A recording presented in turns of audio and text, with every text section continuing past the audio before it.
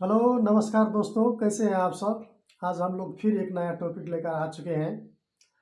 इससे पहले आप सबको हम विनम्र अनुरोध करेंगे कि इस चैनल को लाइक और सब्सक्राइब कर दीजिए और समय को व्यर्थ न करते हुए हम लोग टॉपिक की तरफ चलते हैं। हम पापा जी से आज पूछेंगे, जो हम लोग बहुत सुनते आए हैं कि आदमी जो है वो अपने कर्तव्य के हिसाब से, जैसे कि 84 लाख योनि है, उस 84 लाख योनि में अपने कर्तव्य के हिसाब से कोई कुत्ते के रूप में जन्म ले लेता है, कोई बिल्ली के रूप में जन्म लेता है। ये सुनता आया हूँ।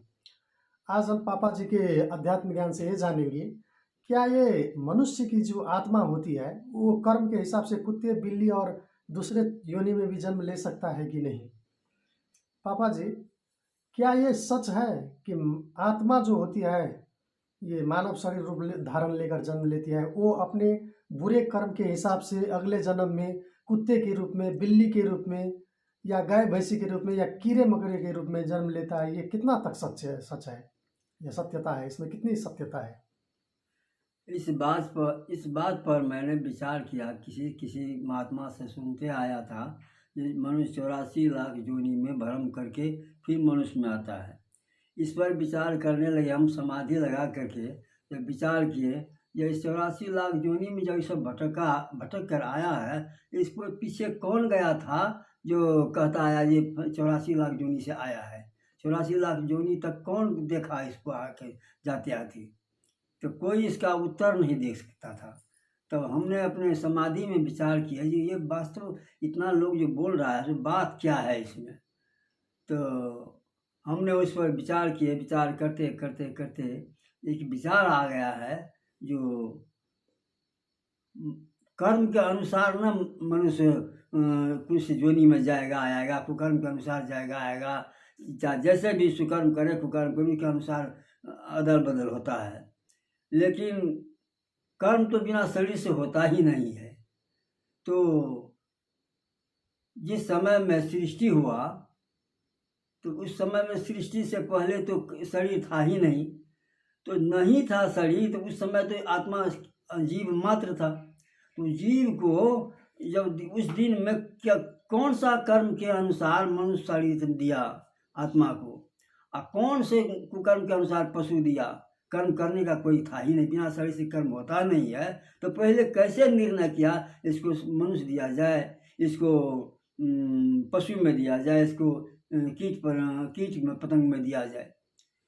तो उस पर विचार करने लगे हम। जो बिना कर्म के नहीं होता है, तो उस समय तो कर्म करने का शरीर ही नहीं था आत्मा को, तो कैसे कर्म किया और कौन कर्म के अनुसार दिया।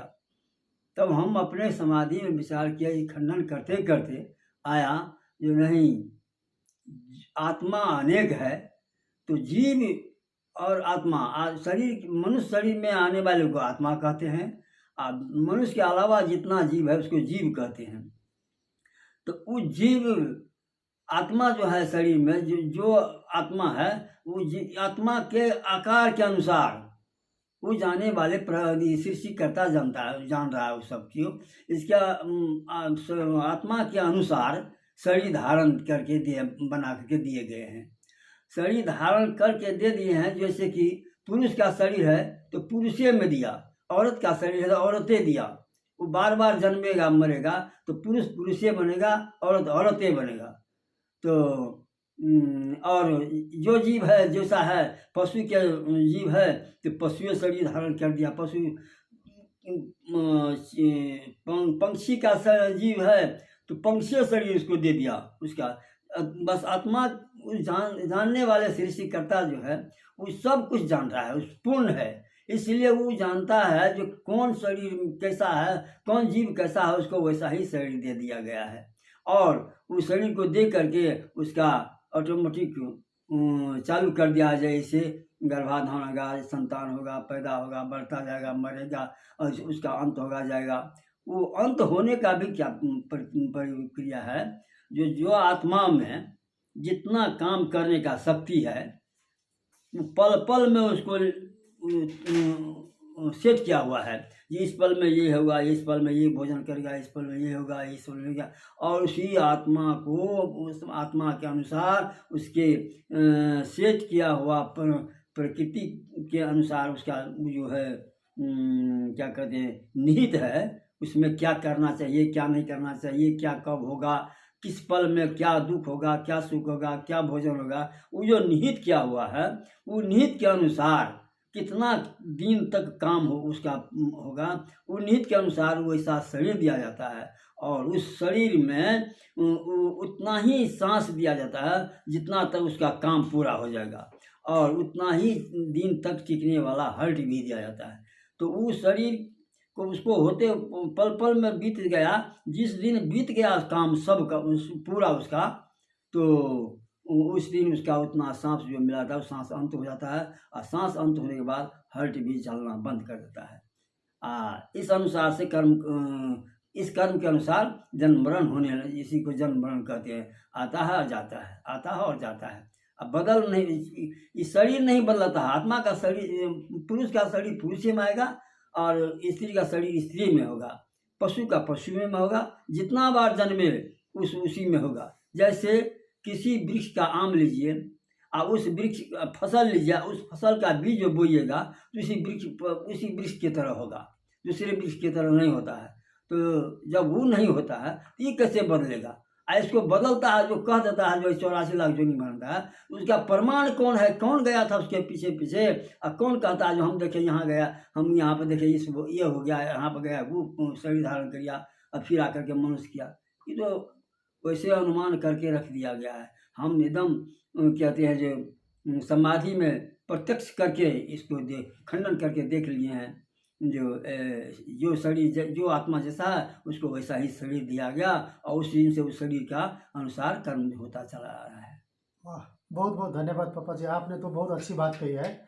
जैसे कि कोई आम के बीज को रोप कर हम लीची नहीं फला सकते हैं, जैसे कि लीची के बीज को रोप कर हम आम नहीं फला सकते हैं, उसी तरह मनुष्य की आत्मा कैसे बिल्ली में जन्म ले सकती है, कैसे वो कहते हैं कुत्ते में जन्म ले सकते हैं, ये तो सच बात है। और एक बात आपने शुरू में जो कही वो भी बहुत सच लगा हमको।